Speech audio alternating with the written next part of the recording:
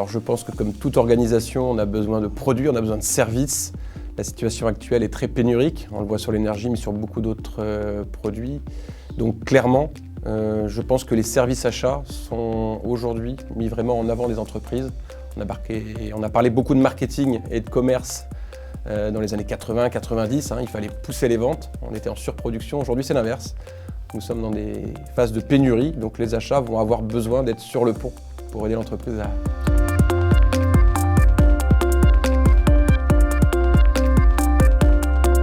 Alors, directeur des services à achats internes, c'est un service qui a été créé il y a 5 ans. On s'était retrouvé avec les achats indirects, ce qu'on appelle les achats non marchands pour un distributeur. Les services généraux, la gestion de l'énergie, on s'y est regroupé un peu tous ces services-là. On s'est dit qu'est-ce qu'on fait? On a fait une direction des services à achats internes. L'idée, c'est de répondre à 100% aux besoins de nos clients internes.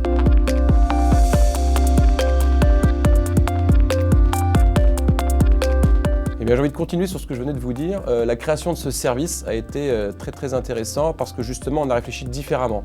On s'est dit voilà, on est là pour répondre aux besoins du client interne, mais il faut à la fois qu'on soit profitable et durable. Donc on a mis en place ce qu'on appelle la triple bottom line ou les 3 P, People, Profit, Planet.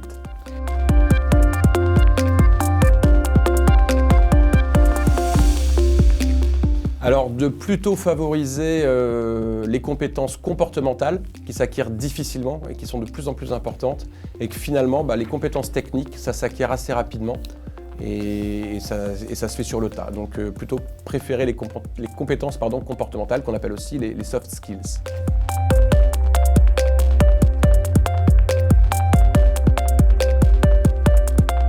Alors je me dirais va voir ce que c'est que l'effectuation. L'effectuation, c'est 5 principes clés qui sont très simples à mettre en œuvre et qui, je pense, répondent bien aux enjeux actuels. Donc si je peux peut-être les citer, c'est faire avec ce que l'on a, tirer parti des surprises, agir en perte acceptable, co-construire et le 5e point, c'est créer le contexte. Je vous donnerai juste peut-être un exemple, si j'ai 2 minutes. Nous l'avons fait par exemple sur la mobilité. Nous avions des voitures de service sur le parking qui servaient assez peu et qui étaient très peu utilisées. Donc on s'est dit qu'il fallait peut-être réduire ce parc et pour réduire ce parc, il fallait permettre aux différents collaborateurs de pouvoir utiliser les voitures des uns des autres. On a travaillé avec Ubico qui nous a permis de faire de l'autopartage. Et puis finalement, on a co-construit cette histoire, on a tiré parti des surprises, on a utilisé finalement ce service pour plein d'autres collaborateurs. Donc aujourd'hui, ça remplace les VTC, les locations courte durée. On a été encore plus loin parce qu'on s'est dit tiens, ça peut aussi remplacer peut-être des voitures personnelles le week-end ou pendant les vacances. Donc aujourd'hui, ces voitures ne sont pas utilisées les vacances et le week-end, on permet aux collaborateurs de les louer pour des besoins personnels. Et puis on a été encore plus loin, on s'est dit voilà, on peut aussi faire du crédit mobilité, on peut permettre aux collaborateurs d'arrêter d'avoir un véhicule en propre et de passer par ce système d'autopartage que moi je fais actuellement.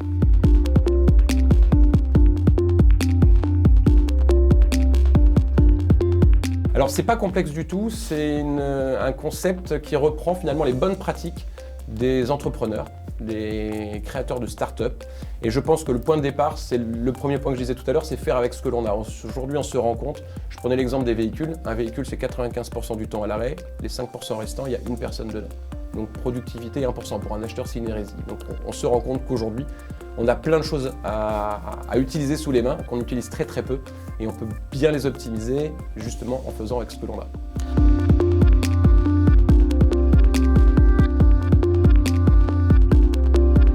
Alors le premier, c'est l'autonomie.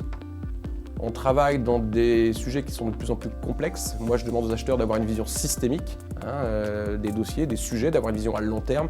Donc l'autonomie est très importante. Ils doivent prendre en compte tous les éléments qui sont des fois très complexes et ne pas s'arrêter à des éléments, par exemple, je vous donne un exemple très concret, les objectifs quantitatifs, donc de gains financiers annuels, chez moi, ont été supprimés il y a 5 ans.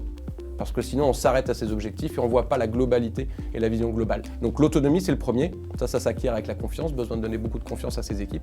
Et le deuxième c'est l'esprit collectif. Et c'est ça qui va permettre de créer de la richesse, de la créativité et d'aller sur des projets beaucoup plus intéressants.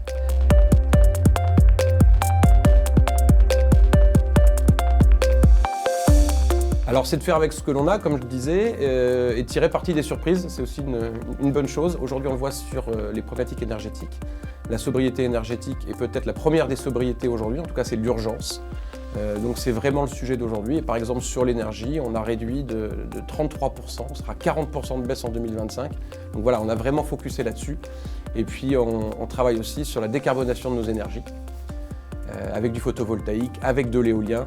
Donc voilà, ces sujets de l'énergie, je pense, sont vraiment la priorité parce qu'ils touchent notre énergie à nous, métro, mais aussi l'énergie de tous nos fournisseurs, d'où aussi une inflation importante qu'il va falloir gérer.